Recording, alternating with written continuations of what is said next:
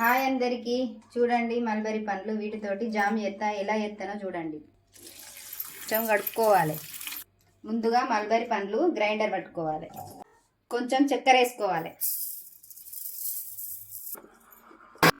కొంచెం జ్యూస్ లాగా పట్టుకోవాలి. కొంచెం దగ్గర వచ్చేదాకా పొయ్యి మీద వేడి చేసుకోవాలి. గ్యాస్ తక్కువ పెట్టుకొని దగ్గరికి వచ్చేదాకా కలబెట్టుకోవాలి. మసిలిన తర్వాత నిమ్మరసం పోసుకోవాలి.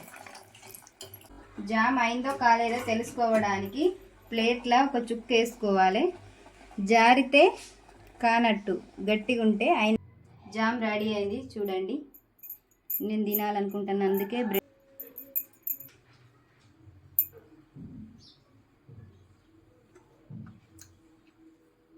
సూపర్ ఉన్నది.